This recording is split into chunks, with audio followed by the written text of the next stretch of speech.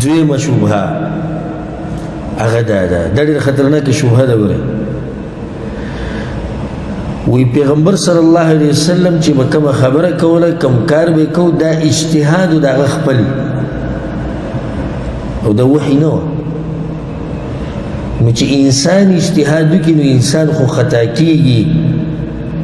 نو اوس د تاسو چې کومې مسلې منئ کیدای شي دا پیغمبر اجتهاد کړی او خطا شوی پکې،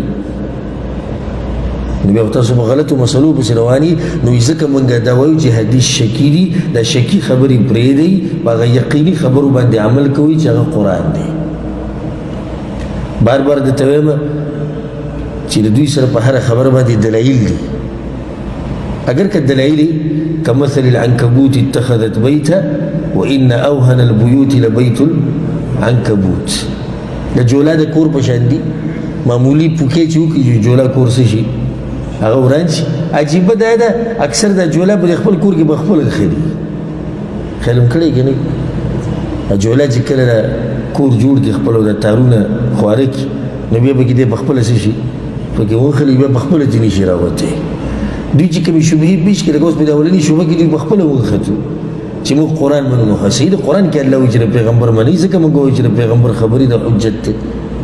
اوس دویمه دا شبهه ده، دا خطرناکه شبهه ده. وایي د پیغمبر خبرې اجتهادي دي، وحی نه ده. وحی د خطا نه پاکه ده، لکه څنګه چې قرآن دی او اجتهاد کې غلطي کېدی شي. نو چې کېدی شي ټکی پکې راغی نو بیا خو حدیث شکی شو، نو بیا وایي تاسو ولې په شکي خبرو پسې روان یې؟ هغه شیخ یقیني خبرې ومنئ چې هغه قرآن دی. ښه دلیل د سره څه دی؟ وایي موږ سره دلیل نه دلایل دي په دې مسله باندې. ښه یو اولنی او دې دلایلو ته سوچ کوئ او بیا د علماو مقام ته چې د دې علماو په موږ باندې څومره غټ احسانات دي. موږ چې کور کې ایسي په ارام ناست یو، موږ قرآن او حدیث منو او مضبوط ایمان هم پې ده او مضبوط یقین دی او د چا شبهې موږ نشي ګډوډ کولی. د الله د توفیق نه بعد په دې کې د چا لاس دی؟ په دې کې د علماو لاس دی. اولنی دلیل رسول صلی الله علیه وسلم چې کله مدینې ته لاړ نو مدینې والا اکثر د هغوی باغونو او باغونه اکثر د څه شي د کجورو، نو هغوی به قلم لګاو په ونو کې. پیغمبر صلی الله علیه وسلم ولا یو ورځ رای ورکړه، مشوره ولا ورکړه، وي د قلم پکې مه لګوئ، کیدای شي دې سره د کجوري ښه وشي. وایي صحیح دی یا رسول الله، خو ډېر ناشنا خلک وو. هغه خلکو د پیغمبر خبره یې منله، هره خبره به یې منله. په دغه کال له کجوري ډېرې کمې وشوې، مزه یې نه وه. پیغمبر صلی الله علیه وسلم دې تپوس وکړو څنګه؟ بیا هم ډېر ادبناک خلک وو. یا رسول الله بس دا وایي څنګه وو، بس لږې کمې وشوې دې کال ته.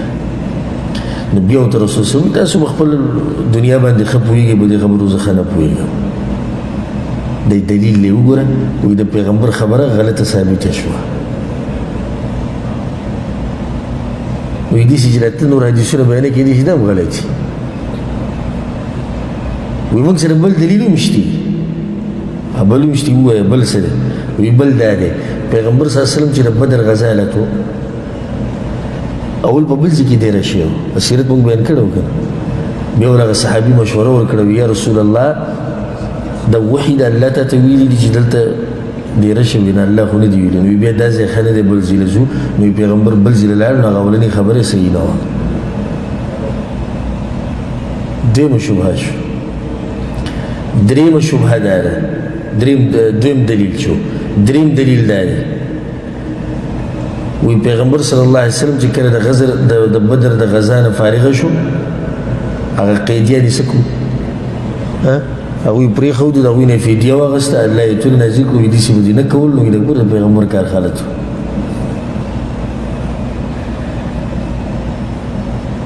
نو څومره خطرناک دلایل دي ورسره چې علم د سره نه مفتي صاحب، خصوصا د کورنۍ مفتي چې دوه درې کتابه چې سره المارۍ کې پراته وي، والله که د چا پلار سره بیا خبره وکړي سم ځان ته بیا د امام ابن حجر زوی وایي چې دوه کتابه المارۍ کې پراته وي. علماء ردونه کوي علماء په دې مجالسو پورې خاندي دوی دا خبره کوي څلورمه دا خبره کوي دا درې دلیل شو څلورمه دا کوي وی صحابه کرامو د پیغمبر خبرې له اعتبار نه ورکو تاسو موږ ته څنګه وایي چې اعتبار ولا ورکي وای څنګه وی کله چې پیغمبر عمرې لاړ او مشرکانو د عمرې نه سکو منع کو نو صحابه کرام دې سره غوسه شو اول ته سره پیغمبر صلح وکړه نو بیا پیغمبر صلی الله علیه وسلم صحابه کرامو ته وی دا سرونه وخري ساروی حلال کی او احرام سکی کولاو کی هغوی وکړو نه یې کوله خپو بیا د رسول صلی بیبي رسول صلی مشوره وکړو یا رسول الله ته یې وکړه دوی وسې کوي ګوره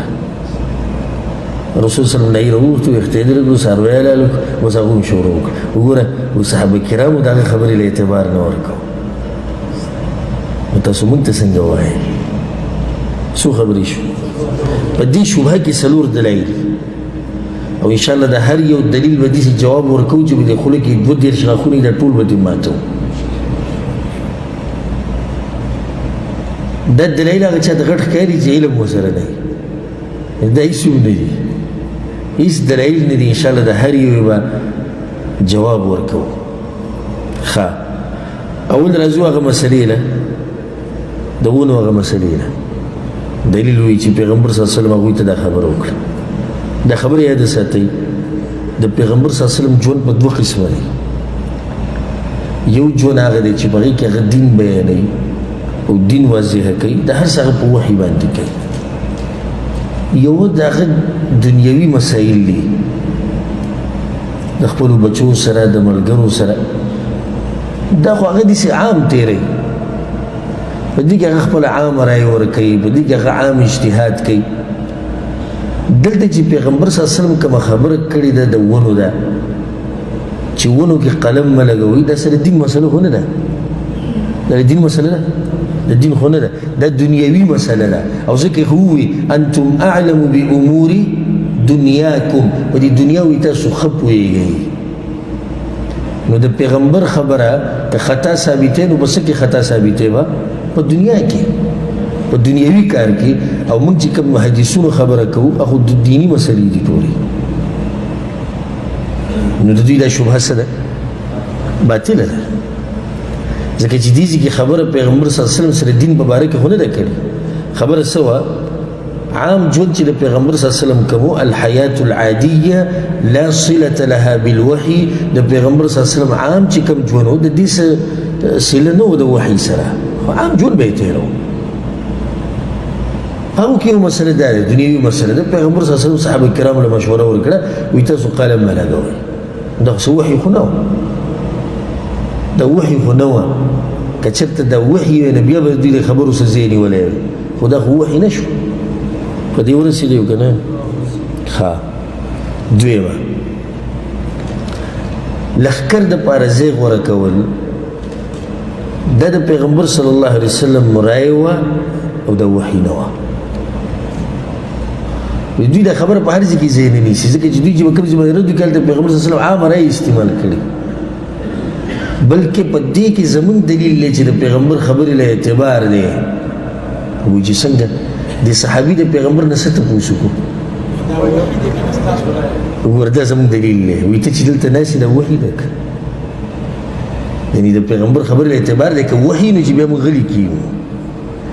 رد دی په دغه ظالمانو باندې په خپله وایي که د پیغمبر خبرې نو چې بیا د الله خبرې او وحي شوي نو چې بیا موږ غلی شو رسول صلی الله علیه وسلم نه خو زما رایه ده او په خپله وضاحت شو وایي نه دا خو زما رایه ده عامه رایه مې ورکړه بیا هم دا رایه داسې غلطه خو نه ده چې سړی ورته غلطه ووایي خو د دې صحابي دا رایه مضبوطه وه په دې چې وایي ځو هلته یا رسول الله مخې ته کوهي دي اوبه دي دا اوبه به موږ په خپلې قبضه کې کوو نو دشمن ته که سبا د اوبو ضرورت راځي نو هغه سره به اوبه دا به نه نو دا دلیل د هغوی څه شو باطل شو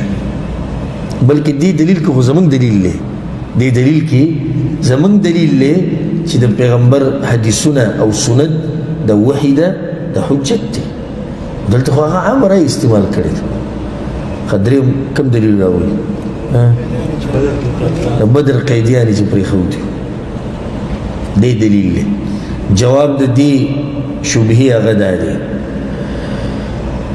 په دې کې وحی هم ده او رای هم ده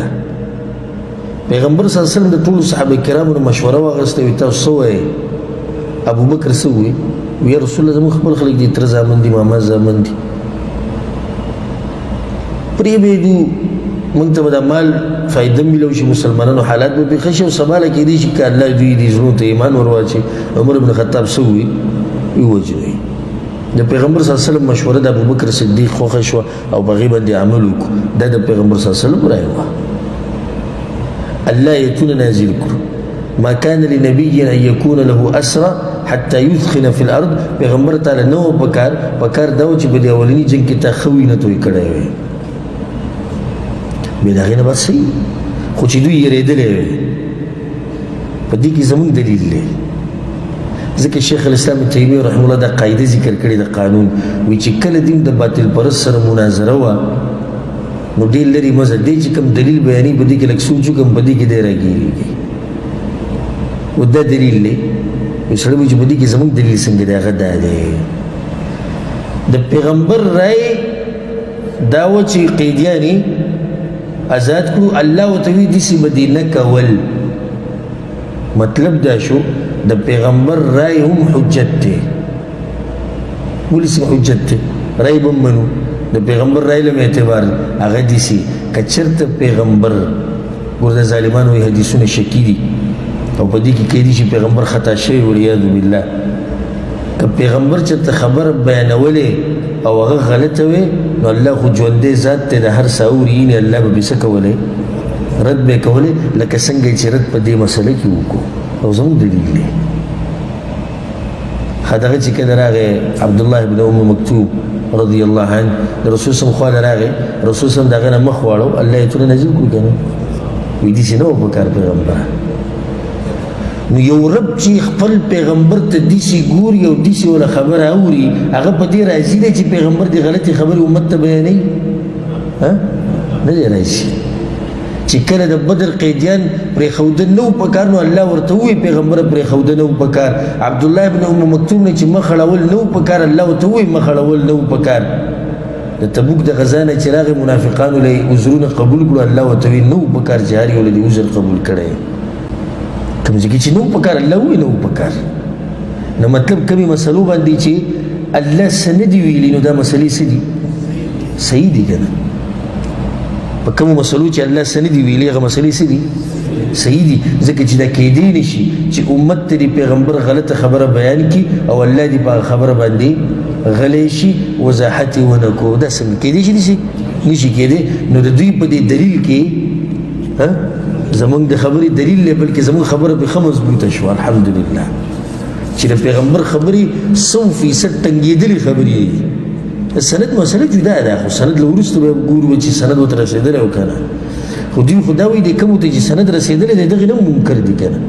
ځکه ورته منکرین حدیث وایي یعنې یو حدیث هم نه مني د ټولو نه منکر دي ښه خلاصه دا شوه چې د پیغمبر صلی الله علیه وسلم وینا او دغه کار په دینی کارونو کې وحی ده اگر که په هغې کې هغه رای استعمال کړي ولې ځکه که رای یې غلطه وي نو بیا به څوک رد کوي الله پې رد کوي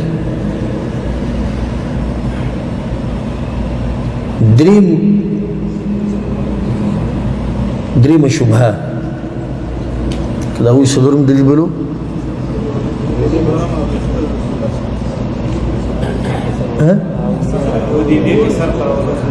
حدیبیه کې ښه وی حدیبیه کې پیغمبر صلی الله علیه وسلم صحابه کرامو ته چې ویښته لرې کړي څاروی حلال کړي هغوی ونه کړه په دې کې خو زموږ دلیل دی